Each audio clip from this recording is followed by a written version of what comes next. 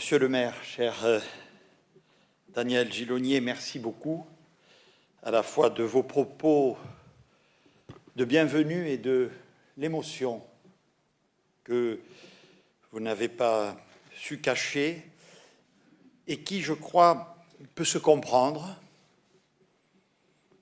quand on est élu d'un territoire rural au service de sa population et qu'on voit à son service aboutir un projet datant de très nombreuses années. Mesdames, Messieurs les ministres qui m'accompagnaient, Messieurs les préfets, Mesdames, Messieurs les parlementaires, salut, Monsieur le Président du Conseil départemental, Messieurs les présidents de communautés de communes, Mesdames et Messieurs les élus, Madame la vice-présidente de la région, bien sûr Monsieur le directeur général de l'Agence régionale de santé, je salue également les représentants de la communauté médicale qui sont présents ce matin, Mesdames et Messieurs.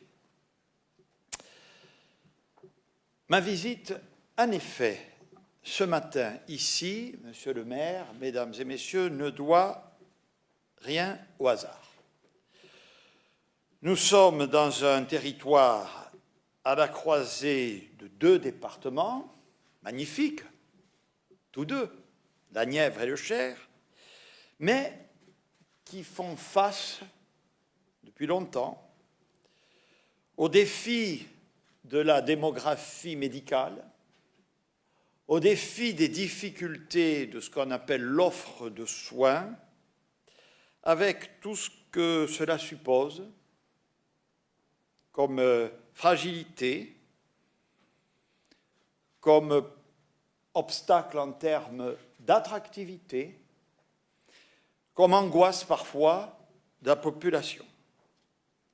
Vous avez raison, Monsieur le maire, c'est bien à l'occasion d'une visite à Sancerre, où je ne venais pas spécialement pour des questions d'offre de soins, au mois d'août dernier, que plusieurs élus présents, en effet, du département voisin, preuve que les questions sanitaires ne résistent pas aux frontières administratives, je veux les citer, il y avait Perrine Goulet, il y avait Patrice Perrault, il y avait François Cormier-Bouligeon, il y avait Laurent Rabiot, il y avait tous ces maires de cette communauté de communes qui, après m'avoir parlé et fait goûter le merveilleux vin produit là-bas, m'ont très vite entrepris, en effet, sur leur vive inquiétude concernant la situation de l'offre de soins des établissements de santé ici à Cosne-Cours-sur-Loire, dont vous présidez, Monsieur le maire, le conseil de surveillance. Si on veut être précis, vous l'avez été d'ailleurs, je m'étais engagé, connaissant la difficulté des sujets pour les avoir personnellement et intimement vécus, à tout faire pour regarder. Je n'aime pas prendre, il vaut mieux d'ailleurs ne pas s'y essayer, des engagements insusceptibles d'être tenus. En revanche, quand on les prend, il faut les tenir.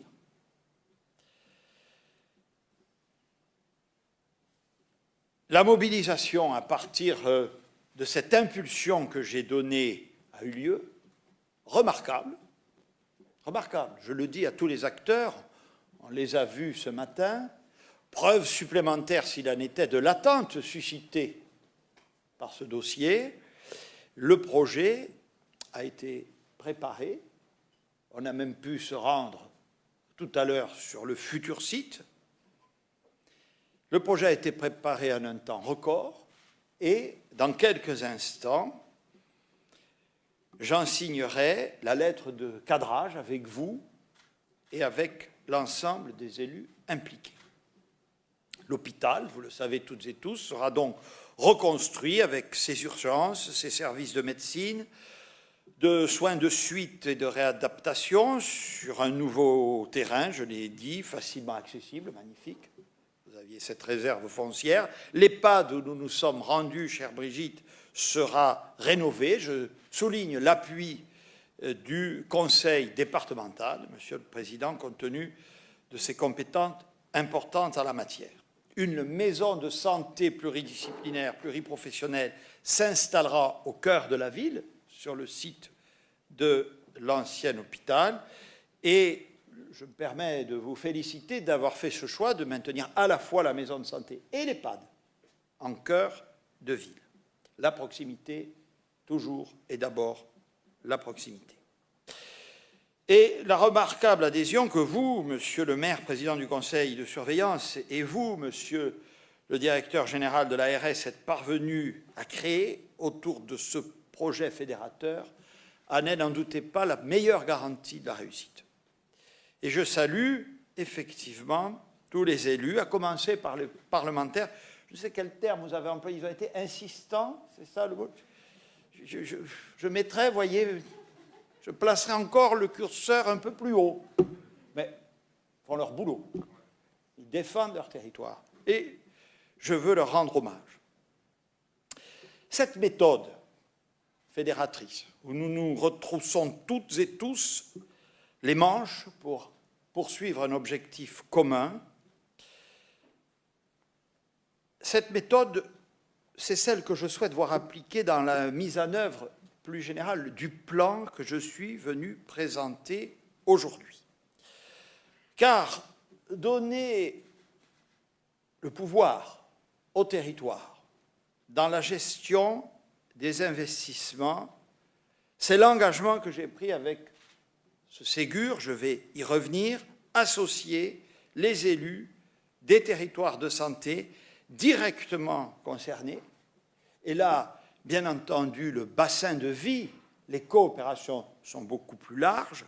Je veux en particulier citer le centre hospitalier de Nevers, dont Monsieur le maire, cher Denis Thuriot, préside le conseil de surveillance. Cette méthode est une condition de notre réussite collective.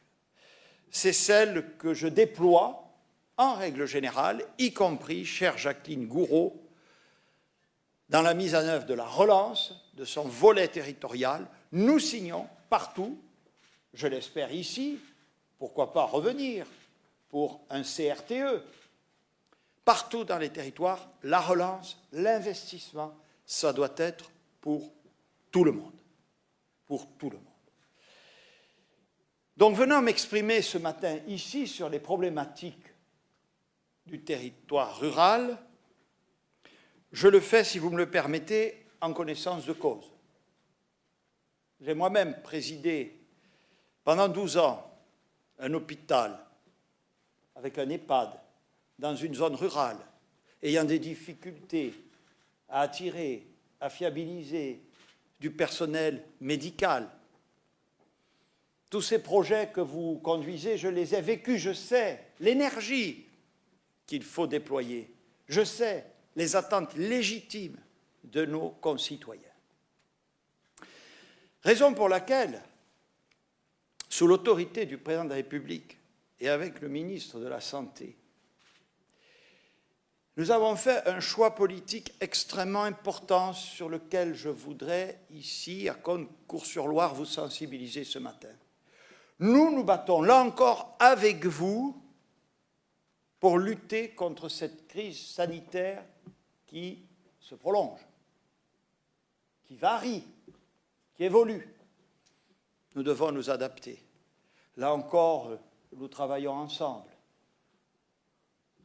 pour les tests, pour la vaccination, pour la mise en œuvre de toutes les mesures qui doivent sensibiliser plus que jamais nos concitoyens à respecter les règles élémentaires pour lutter contre la pandémie. C'est un combat collectif. C'est un combat qui nous mobilise, toutes et tous. C'est une crise inédite, historique. Et la France, le peuple français, fait face et doit faire face, au premier rang desquels son personnel soignant. Et derrière ce mot, je mets toute la communauté de ces établissements, les personnels libéraux, les personnels administratifs, tous sont, vous le savez, en première ligne. Les élus des territoires également. Le gouvernement, bien sûr. Mais le choix politique, il est le suivant, c'est de dire, bien, on se mobilise on se déploie tous azimuts contre cette crise. Et on aurait pu dire, bien, attendons qu'elle soit terminée pour en retirer des enseignements structurels.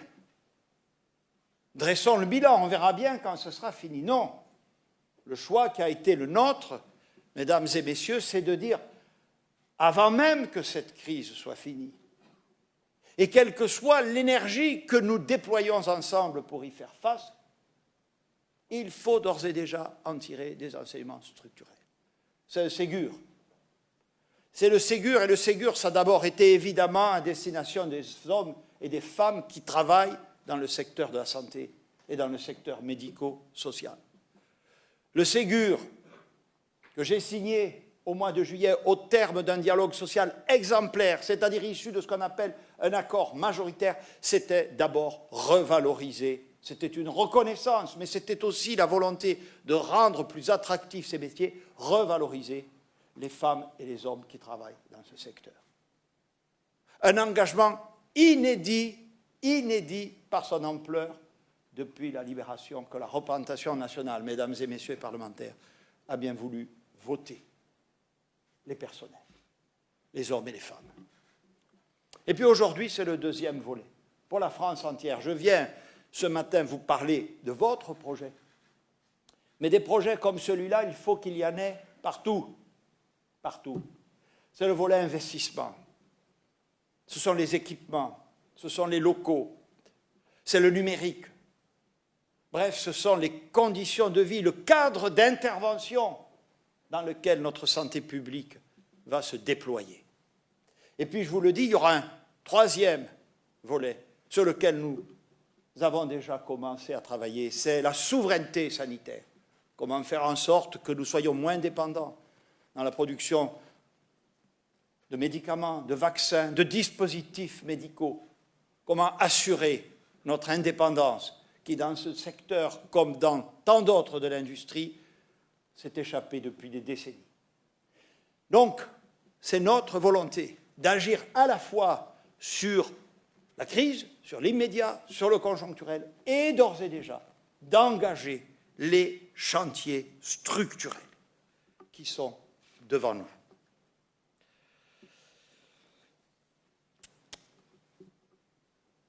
Je parlais tout à l'heure des personnels, du Ségur du mois de juillet.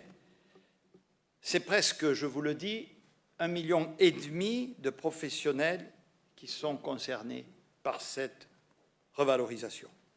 Ces revalorisations, vous l'avez vu, elles ont été récemment élargies au personnel des établissements sociaux et médico-sociaux attachés aux hôpitaux. Et dans le cadre de ce qu'on appelle la campagne tarifaire 2021 qui sera lancée dans les jours qui viennent, nous allons revaloriser les médecins qui exercent leurs fonctions dans les établissements de santé privés à but non lucratif. Je voudrais à ce stade de mon propos remercier très vivement le ministre des Solidarités et de la Santé ici présent, Olivier Véran. Ce n'est pas tout à fait simple, chacun l'a mesuré, d'être ministre de la Santé quand on traverse une crise sanitaire d'une ampleur. Il y a les crues centennales, on dit, hein, dans les inondations. Mais on y est. On y est. Il faut tenir le choc. Il faut faire face. Il faut être solide. Et Dieu sait si c'est le cas de notre ministre de la Santé.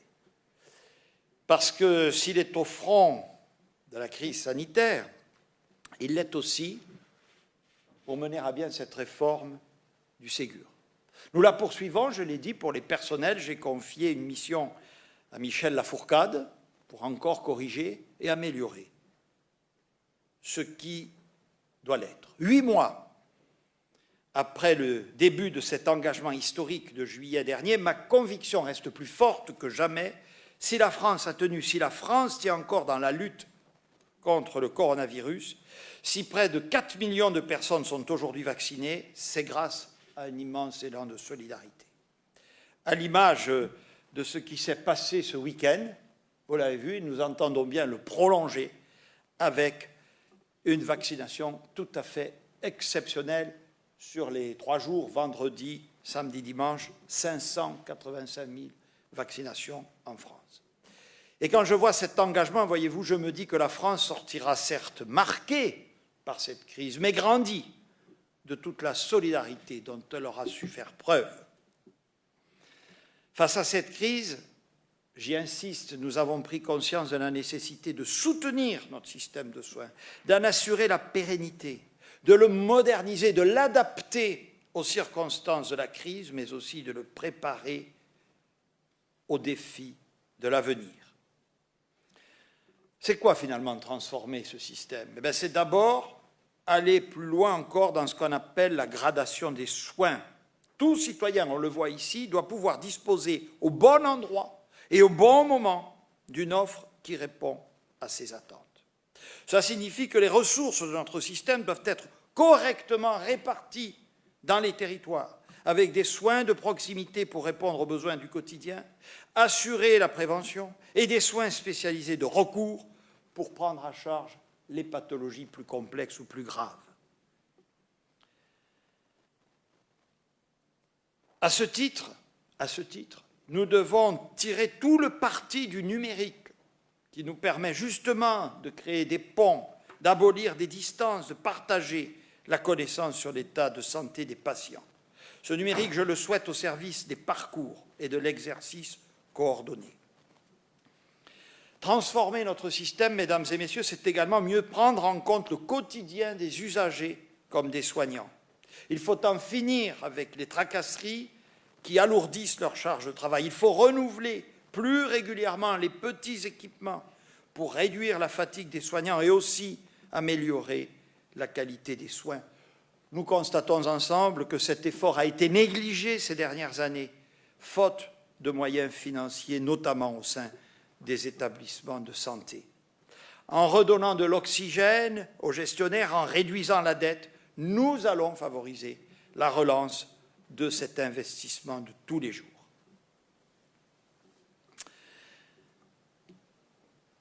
Voilà pourquoi, ce matin, ici, j'annonce à la France entière que nous allons engager un plan de relance de l'investissement dans la santé en France. Ce plan sera doté, mesdames et messieurs, de 19 milliards d'euros sur les 10 prochaines années. C'est un montant sans précédent. Il sera financé en partie, je veux le souligner, par l'Union européenne à hauteur de 6 milliards d'euros. 6 milliards d'euros venant de l'Europe. Et nous allons les mettre en œuvre autour de 4 volets. Le premier, c'est évidemment la modernisation de l'offre de soins hospitaliers. Là, nous allons y mettre 9 milliards. Il y aura une bonne centaine de projets partout sur le territoire. Cette enveloppe, je le dis pour ceux qui ont de la mémoire ou de l'expérience de ces sujets, je fais partie de celles et ceux qui ont connu les plans Hôpital 2007 et Hôpital 2012.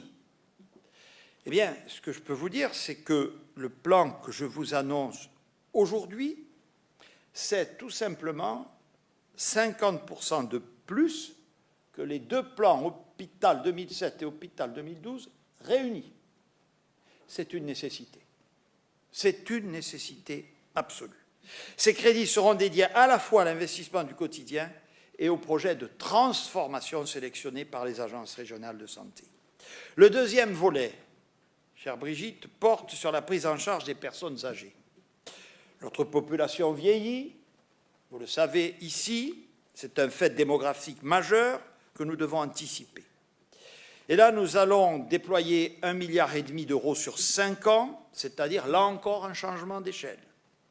L'ambition que nous partageons avec Olivier Véran et Brigitte Bourguignon, c'est une évolution profonde de l'offre de nos établissements pour personnes âgées, pour les ouvrir davantage sur leur environnement, créer les conditions de vie où les personnes se sentent davantage chez elles, favoriser le maintien à domicile par des accueils de jour, de répit, d'animation. Il nous faut, et il y aura aussi un chantier législatif, il nous faut répondre à l'aspiration des Français en faveur d'un cadre de vie le plus proche possible du domicile. Le troisième volet, j'y ai fait déjà allusion, portera sur le numérique. 2 milliards d'euros sur 3 ans. Les systèmes d'information des établissements médicaux sociaux seront mis à niveau, en particulier. Nous déploierons également l'espace numérique en santé qui viendra prolonger le dossier médical partagé et l'enrichira pour que nos concitoyens puissent disposer d'un espace personnel avec de nouveaux services numériques de santé. Chacun sait que c'est l'avenir, chacun sait. Mais il faut nous donner les moyens de cet avenir. Cet outil sera testé dans 3 départements à partir de juillet prochain et nous espérons le généraliser à partir de janvier 2022.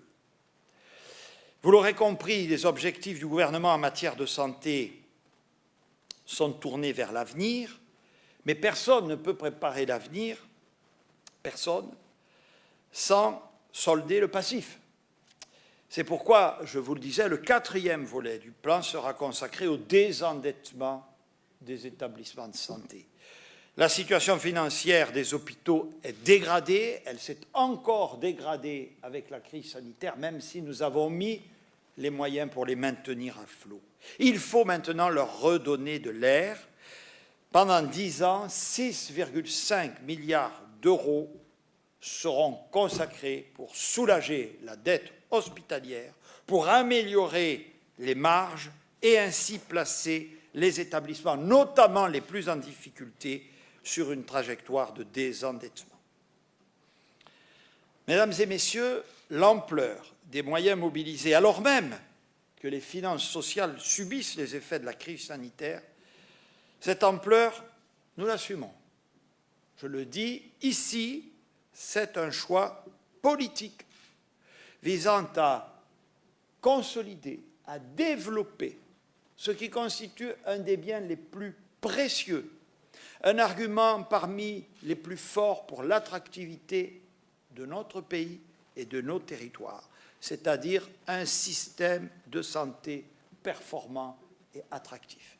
Il nous a permis de faire face à la crise, il doit, et nous sommes dans le prolongement des héritiers de 1945, nous permettre de faire face aux évolutions de notre société et nous aider à conforter plus que jamais notre pacte social. Il nous invite aussi à la plus grande rigueur dans le pilotage.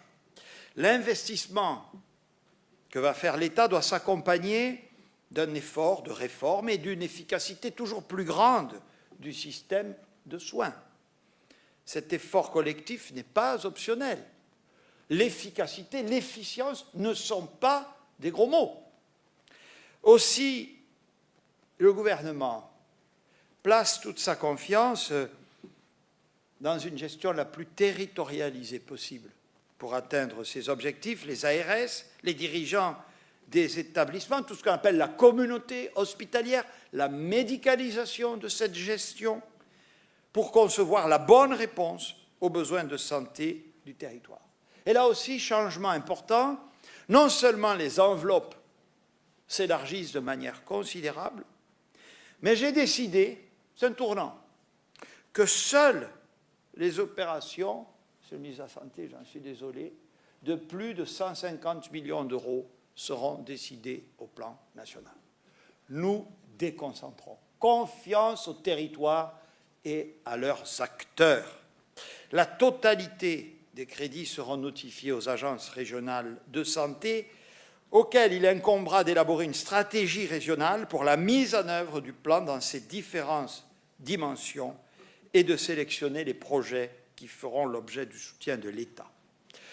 Ce travail, ce sera clairement indiqué et précisé dans la circulaire que je vais signer ce jour, sera conduit en lien étroit avec les préfets de départements et de régions et en lien étroit avec les élus des territoires concernés, car nous savons combien ces projets sont structurants pour la vie locale et combien ils doivent être mis en cohérence avec les autres investissements prévus dans ces territoires. Je sais d'ailleurs, mesdames et messieurs les élus, que nombre de collectivités territoriales régions, départements, établissements de coopération intercommunale, souhaiteront contribuer directement ou indirectement au financement de ces projets dans le domaine de la santé. Nous l'avons prévu, le projet, chère Jacqueline, de loi 4D consacre également des dispositions à cette orientation. Ce plan, je le dis très directement, ce n'est pas de la rénovation à l'identique, on le voit bien ici dans votre projet. Nous devons améliorer, j'y reviens, l'efficience de notre système, garantir un retour sur investissement. Nous devons donner une prime aux projets innovants, c'est-à-dire ceux qui créent, comme on dit, des synergies entre la ville, l'hôpital, le médico-social.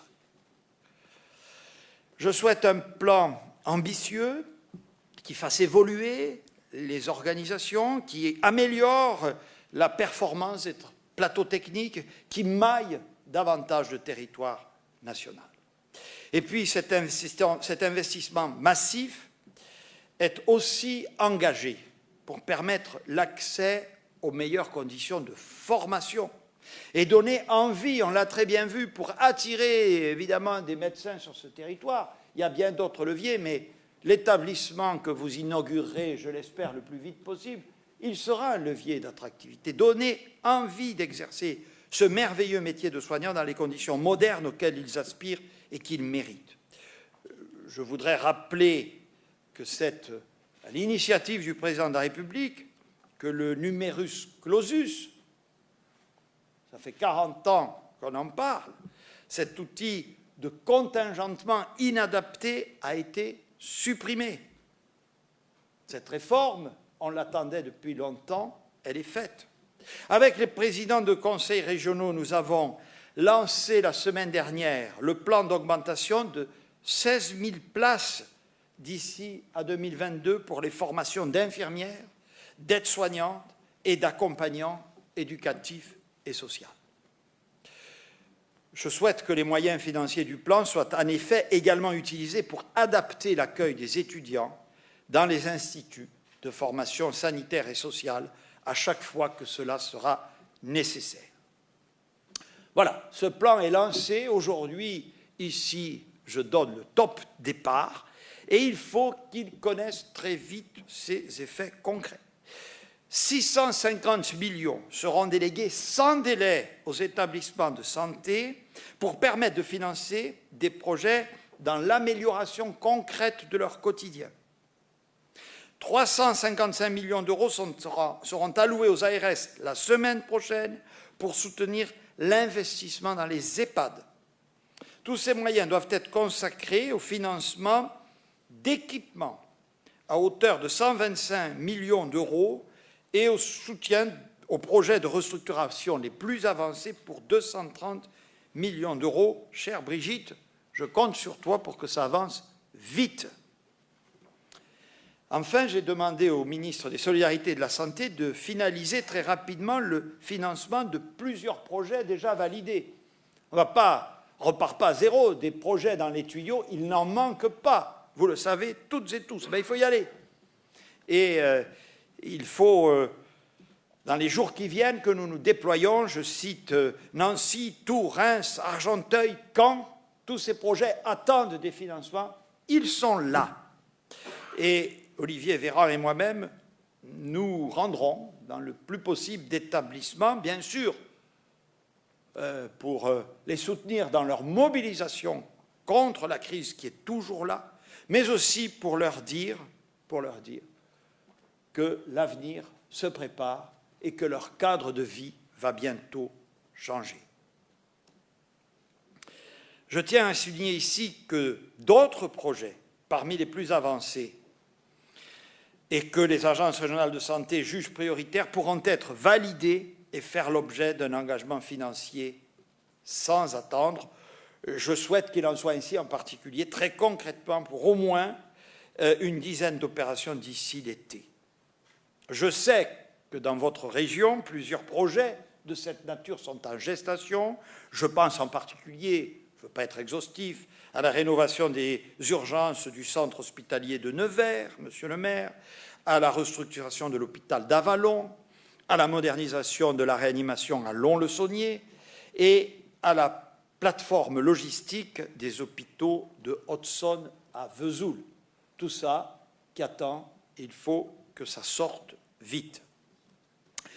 Mesdames et messieurs, je vous le disais, après le Ségur des personnels, voici donc venu le Ségur des investissements et du désendettement.